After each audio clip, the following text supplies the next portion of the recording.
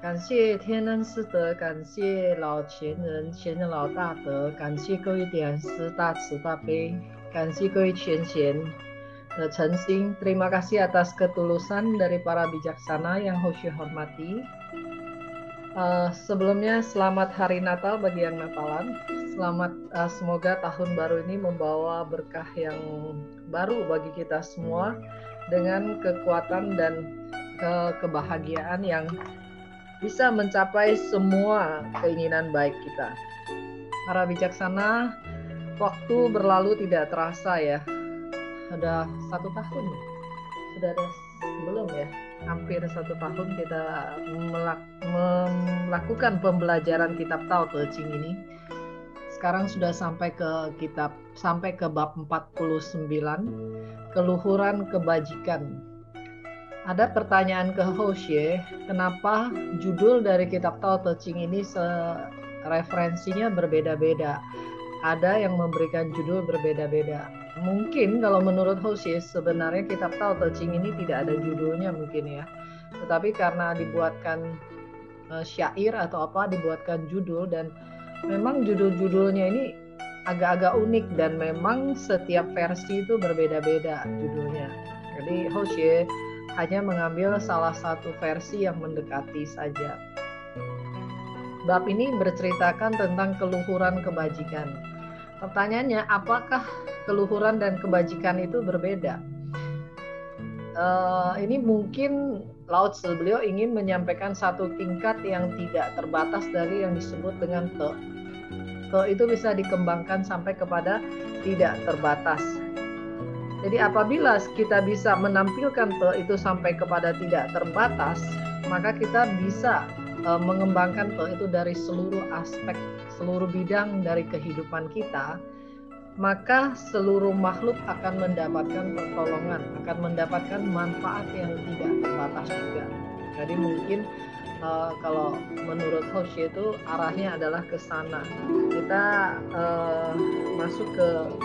masuk ke dalam kalimat yang pertama, yaitu orang suci tidak memiliki pemikiran yang menetap, menjadikan hati orang banyak sebagai hatinya.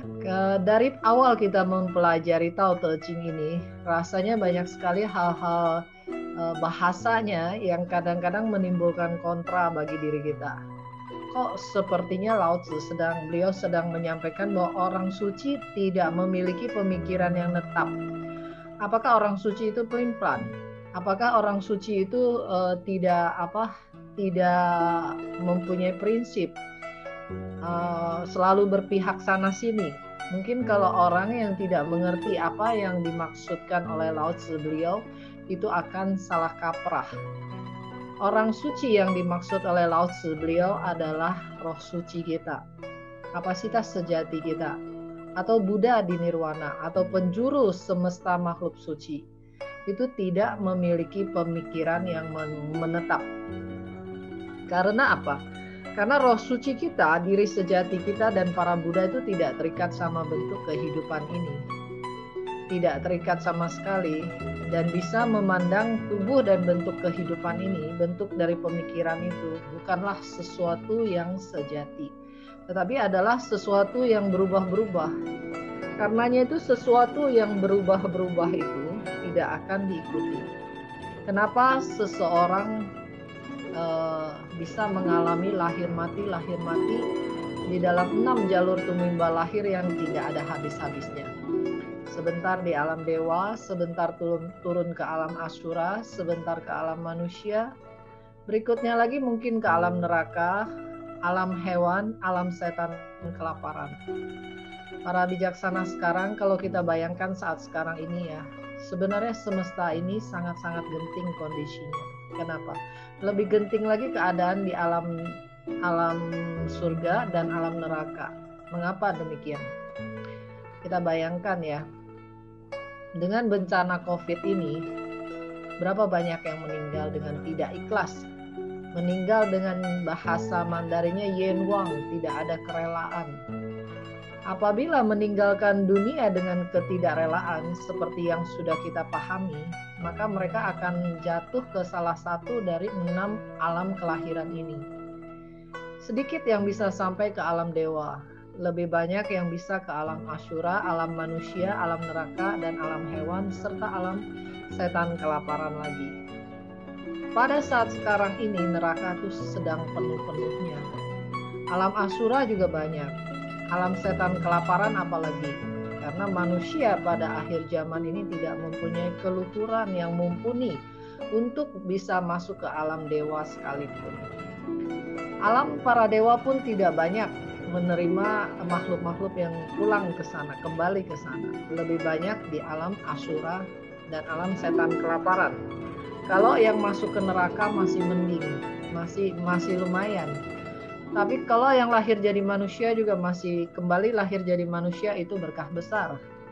Lahir ke alam hewan pun ya lumayan lah, daripada di alam asyura dan alam setan kelaparan. Mengapa demikian?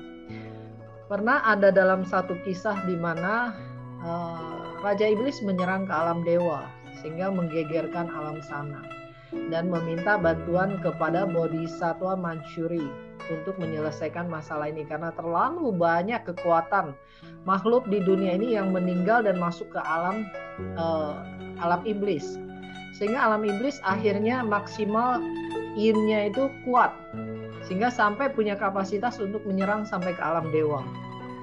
Begitulah pembabaran dharma di dunia ini juga adalah untuk mengingatkan kita bahwa kita setiap manusia kita punya peran yang sangat besar sekali.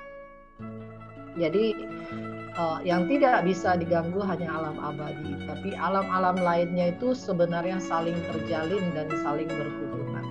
Karenanya itu alam sana jauh lebih kalut daripada alam kita di dunia ini. Apabila ada bencana yang tiada henti-hentinya. Manusia di dunia ini adalah makhluk yang mendapatkan kesempatan yang paling besar sekali. Dengan resiko besar datang ke dunia ini, tapi kesempatan untuk mencapai kapasitas sejati juga sangat besar sekali. Tapi sayangnya, timbul tenggelam dalam lautan derita hanya karena terikat kepada 5 skanda, yaitu bentuk, rasa, pikiran, perbuatan, dan keinginan. Yang paling membuat manusia terikat itu sebenarnya adalah rasa dan bentuk. Yang kalau oleh Bodhisattva Manjuri dikatakan adalah Qing, Ai Qing, cinta dan benci.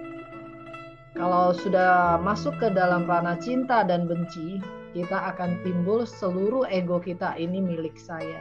Ini jati diri saya. Keyakinan kita kepada yang palsu itu akan menjadi sangat kuat.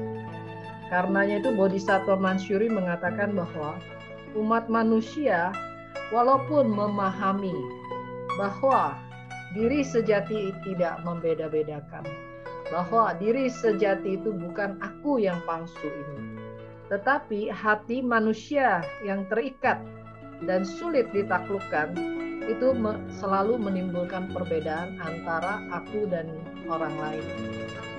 Sehingga selalu merasa aku yang sejati, aku yang paling benar, aku yang ini seolah-olah jati diri dia yang sebenarnya.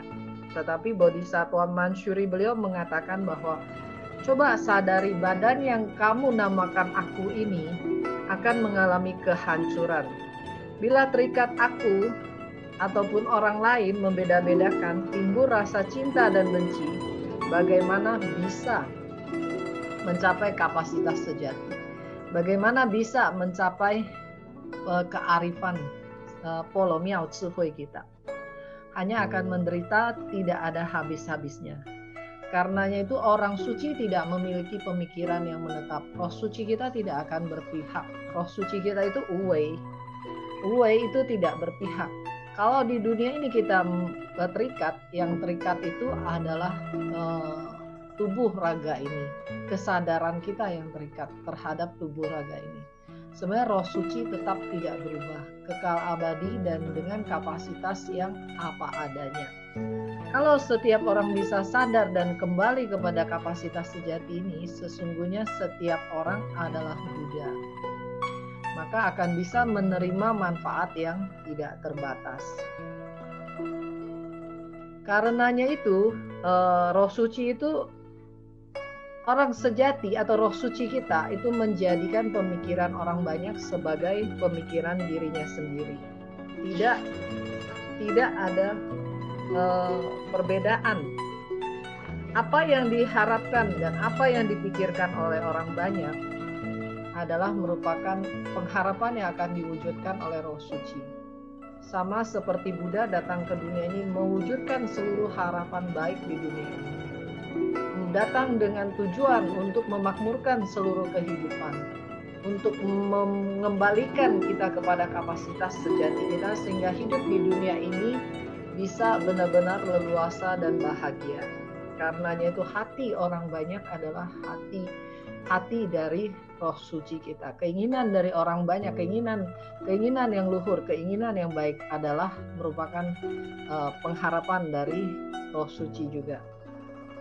Karena manusia di dunia ini tidak memahami, maka hanya memikirkan dirinya sendiri. Tetapi apabila demikian, maka tidak akan bisa menerima manfaat besarnya.